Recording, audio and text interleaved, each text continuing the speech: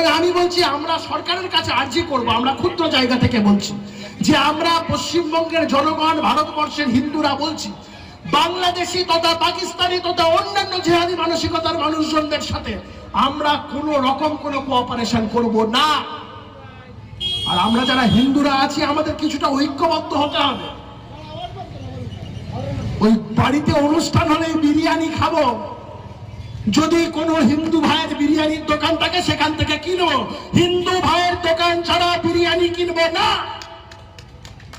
আমরা যে মাংস কিনি, কোন হিন্দু ভাইয়ের মাংসের দোকান ছাড়া মাংস কিনবো না। আমরা হালাল মাংস খাবো না। প্রত্যেক কটা দোকান, জিনিসপত্র যাই কেনেন না কেন, প্রত্যেক কটা দোকান, যারা যারা হিন্দুরা আছেন কান খুলে শুনে নিন, আমাদের ধর্মের বাইরে কোন লোকজনের থেকে আমরা কোন ব্যবসা বাণিজ্যিক সম্পর্ক অবধি রাখবো। আজকে দেখুন সারা রাজ্যে যেখানে বিজেপি হই হই করছে, সাম্প্রদায়িক কথাবার্তা প্রতিনিয়ত বলছে, হিংসা ছড়াচ্ছে। এই কদিন আগে একটা নেতাকে দেখলাম, তিনি আবার বলছেন যে বিরিয়ানি অমুকদের দোকান থেকে কিনবে না, তমুকদের দোকান থেকে কিনবে। মানে বিষটা কোন জায়গায় ছড়ানোর চেষ্টা করছে। বাংলা সম্প্রীতির বাংলা, নজরুলের বাংলা, রবি ঠাকুরের বাংলা, স্বামী বিবেকানন্দের বাংলা, ফুরফুরার পীর আবু বকরের বাংলা, মাতঙ্গিনী হাজরার বাংলা, রাজা রামমোহন রায়ের বাংলা, এই বিভিন্ন মনীষীদের বাংলা। এই বাংলাকে আজকে বিষ ছড়িয়ে দিচ্ছে যারা, তাদের বিরুদ্ধে শাসক দল কোনো মন্তব্য নয়, তাদের বিরুদ্ধে ব্যবস্থা গ্রহণ নয়। সেই একটাই নওশাদ সিদ্দিকী ভাঙড় আইএসএফ এর উপরে টার্গেট কেন করছে আপনাদের ভাবতে হবে। কারণ এরা বিজেমন, এরা আলাদা নয়, এক মুদ্রার এপিঠ আর ওপিঠ। সুতরাং এদের কাছ থেকে আমাদেরকে সজাগ থাকতে হবে। এরা যত মিষ্টি মিষ্টি কথা বলুক না কেন, এদেরকে প্রশ্ন করতে হবে। এরা অযুত্তর দিতে পারবে না।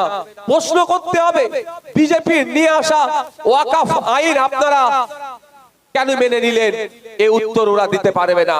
প্রশ্ন করতে হবে, ভাঙড়ে রেল লাইন হওয়ার জন্য যে প্রস্তাব এসেছিল কবে বাস্তবায়ন করবে। আপনাদের জেনে রাখা দরকার, এই ঘটক পুকুরের ওপর দিয়ে রেল লাইন হওয়া দরকার। একবার সমীক্ষা চালানো হয়েছিল, তারপরে সেটাকে ঢাকা দিয়ে দিয়েছে, সেটাকে চাপা দিয়ে দিয়েছে। আমাদেরকে ওটা নতুন করে আবার তুলতে হবে। এদেরকে প্রশ্ন করবেন, কিচ্ছু উত্তর দেবে না। ভাঙড়ের মানুষের ভোটটাকে লুট করেছিল গত লোকসভা নির্বাচনে। যদি এখন সার্টিফিকেট তাদের হাতে আছে, বিতর্কে আমার জড়াবার এখন দরকার নেই। যদিও আমি বিতর্ক নয়, বাস্তব কথা বলছি। পার্লামেন্টে গিয়ে এই যাদবপুর লোকসভার এমপি, তিনি বারাইপুরে মেট্রো রেলের জন্য প্রশ্ন তুললেন, মেট্রো রেল এক্সটেন্ড হবে প্রশ্ন তুললেন, কিন্তু ভাঙড়ে ঘটক পুকুরের রেলের কথা একবারও তিনি বললেন না। এটা আপনাদের বুঝতে হবে।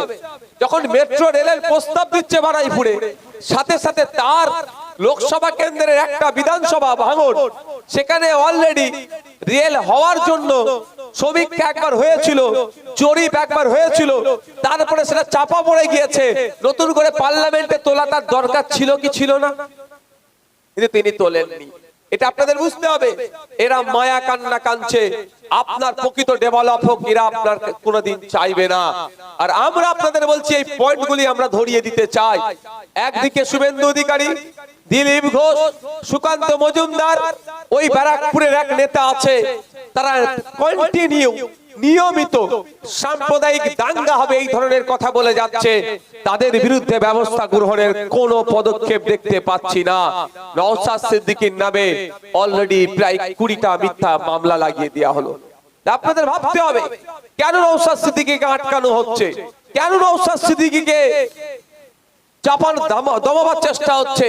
নওশাদ সিদ্দিকী জাত ধর্ম বর্ণ নির্বিশেষে মানুষের অধিকারের কথা বলে, সমাজ গঠনের কথা বলে, শিক্ষার কথা বলে, স্বাস্থ্যের কথা বলে, নারীর ক্ষমতায়নের কথা বলে, বাচ্চাদের হাতে বই পেন তুলে দেবার কথা বলে। এই জন্যই ওদের অসুবিধা হয়ে যাচ্ছে। জল জঙ্গলের অধিকার ফিরিয়ে দেওয়ার কথা বলে, ওয়াকফ সম্পত্তি লুট হতে দেওয়া যাবে না এ কথা বলে, আদিবাসীদের যে সংরক্ষণ কোটায় নন আদিবাসীরা কেন চাকরি করবে এর বিরোধিতা করে। 22% দলিত ভাইদের জন্য যে সংরক্ষণ আছে সঠিকভাবে সে সংরক্ষণ পাচ্ছে না, এর বিরুদ্ধে কথা বলে। সেই জন্য নওশাদ সিদ্দিকীকে আটকাতে হবে। আমরা তো প্রশ্ন তুলবো, আমরা প্রশ্ন তুলবো, হার জিতাটা আমাদের কাছে বড় কথা নয়,